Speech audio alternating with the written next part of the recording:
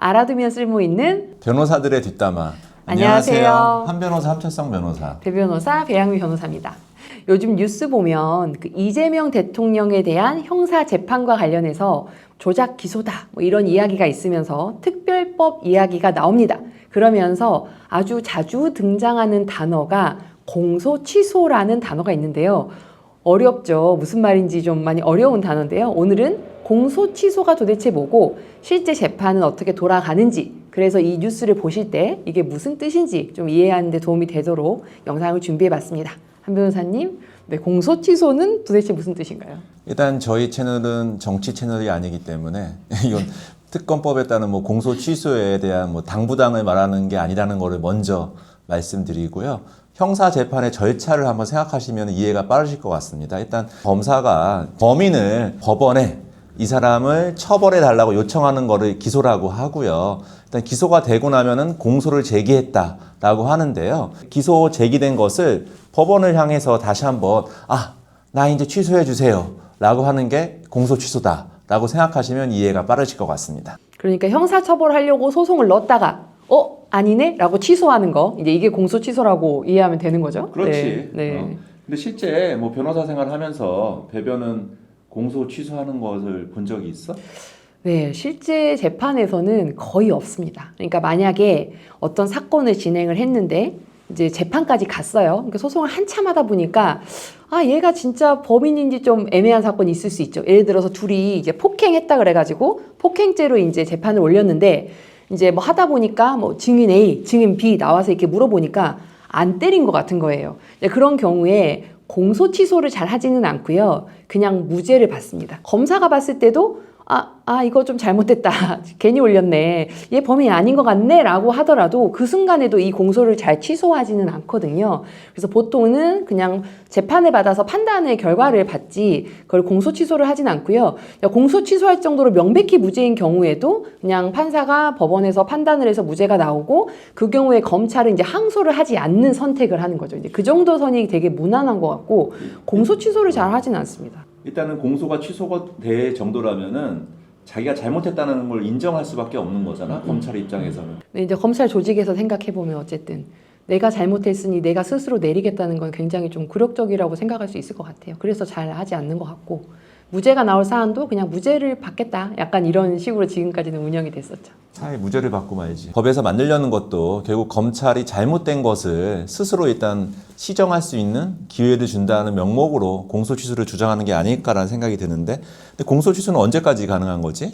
공소 취소는 이제 1심 결과가 나오기 전까지만 가능하고요. 한번 판결이 나면 그 다음에 2심에 가서 잘못했다 이렇게 생각이 돼도 이제 바꿀 수는 없게 되어 있고요. 그 다음에 이제 공소 취소는 이제 뭐 전체를 다 취소하기도 하고 아니면은 뭐 죄가 3가지 있다라고 했는데 그 중에 하나를 빼는 형태로도 이제 진행이 되는데 다 1심 판결이 끝나기 전에 공소 취소를 하게 됩니다. 그러니까 현실에서는 주로 어떤 식으로 되냐면요. 예를 들어서 뭐 3가지를 올렸는데 그 중에 하나가 좀 애매한 경우에 공소 취소라는 이름을 쓰기보다는 법원에서 판사님이 검사님 이거는 조금 이 부분은 좀 아닌 것 같으니까 확인해 보시고 좀 바꾸시겠어요? 이렇게 하는 경우가 있거든요. 저희 공소장 변경이라고 하는데 공소 취소보다는 공소장 변경을 통해서 뭐 3가지 중에 2가지 정도만 살리고 하나를 좀 뺀다거나 이런 식으로 이제 진행이 되는데 이런 식의 변경도 1심 때까지만 되고 일부가 취소가 되는 구조거든요. 근데 정말 드물긴 해요. 반대로 생각을 해보면 만약에 공소 취소가 종종 있는 거라면 변호사들이 이렇게 선임을 할 때 꼼꼼하게 선임을 하잖아요. 그러면 무죄가 되면 선고보수 얼마 이렇게 약정하듯이 공소 취소되면 선고보수 얼마 이런 게 있었겠죠. 근데 그런 거 없어요. 그런 거 없습니다. 그 얘기는 거의 없다는 얘기죠. 그래서 그런 점에서 이번 공소 취소를 할 수 있는 권한을 특검에게 주자. 이게 지금 굉장히 이슈가 되고 있는 거고 그 다음에 뭐 정치적 성향을 떠나서 법조계에서는 그래도 약간은 굉장히 낯설어하고 있는 상황은 맞는 것 같습니다. 지금 또 가장 이슈되는 것 중에 하나가 과연 특검이 공소를 취소할 수 있는지 그 권한에 대한 문제도 지금 좀 많이 문제가 되고 있습니다. 왜냐하면은 검사의 직무를 수행하기 때문에 법적으로 불가능한 것은 아닙니다. 그래서 일단 특검이 공소 취소를 할 수 있는지 여부는 이번에 통과되는 법에서 과연 그 권한을 구체적으로 좀 명시적으로 규정하는지 여부에 따라 가지고 좀 달라지지 않을까라는 생각이 듭니다. 근데 뭐 지방선거 앞두고 나서 굳이 무리하게 지금 이 공소 취소 관련된 특검 법안을 상정할 것 같지는 않고요. 일단 좀 시간적 여유를 가지고서 좀 여론의 추이를 살펴보지 않을까라는 게 짧은 제 생각입니다. 그러니까 만약에 내가 공소를 제기했다가 본인 스스로가 취소하면 이렇게까지 논란이 없을 것 같아요. 근데 이제 기존의 다른 검사가 공소 제기한 거를 특검이 지금 취소할 수 있게 하냐이기 때문에 지금 굉장히 치열하게 이야기가 오가고 있는 것 같습니다. 근데 좀 다들 일단 공소 취소가 되면 무죄인가? 라는 생각도 많이들 물어보는 것 같은데 일단 공소 취소랑 무죄랑은 일단 다른 개념이다라고 생각하시면 될 것 같은데요. 공소 취소는 아까 말씀드린 것처럼 일단 검찰이 기소한 것을 나 이제 재판 안 받겠습니다. 라고 하면서 공소 사실을 철회하는 거기 때문에 일단 법원이 최종적으로 이 사람은 죄가 없어 라고 인정하는 무죄랑은 좀 결이 다른다라고 생각하시면 될 것 같습니다.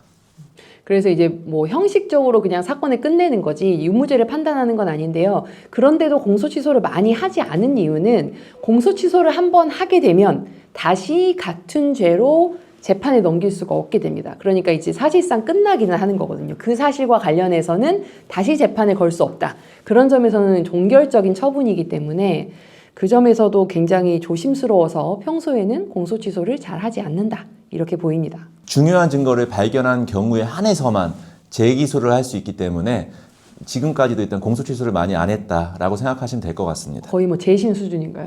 네, 거의 그럴 수 있을 것 같아요. 네. 근데 여기서 일단은 최근에 2024년도에 일단 판례가 하나 나왔는데요.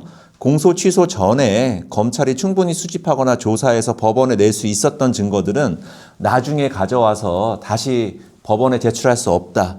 중요한 증거로 인정하지 않는다라는 판례가 나왔기 때문에 정말 재기소는 어렵구나라고 생각하시는 게 일단 맞는 것 같습니다. 더 활발해지거나 그럴 가능성은 전혀 없나요? 그건 앞으로 어떻게 운영하냐에 따라 다를 것 같은데요. 가능할 것 같기도 해요. 예전에는 좀 검찰 조직 내에서 수사도 하고 기소도 했기 때문에 이거를 좀 공소 취소하는 거에 대해서는 조금 뭐 어려워했다면은 이제는 뭐 두 기관 사이에서의 좀 역할과 권한이 나누어진다면은 오히려 더 국민들 편의를 위해서 적극적으로 더 활용할 수도 있지 않을까라는 생각도 듭니다. 예를 들어서 경찰에서 수사를 해갖고 왔는데 그걸 믿고 공소 제기를 했는데 가서 열어봤더니 뭐 엉망인 거예요. 그러면 오히려 이때는 좀 더 편하게 지금보다 편하게 그냥 공소 취소하겠다 이럴 수도 있지 않을까. 이건 이제 아직 가보지 않은 길이니까 상상이긴 하지만 그럴 수 있을 것 같은데 지금은 수사랑 기소가 한 몸이기 때문에 여기에서 내가 이걸 내린다는 거는 내 수사를 다 부정해버리는 거잖아요. 기난 과정을. 그런 이유로 굉장히 좀 그동안 하지 않았던 것 같습니다. 지금까지 한 변호사 배 변호사였습니다. 안녕.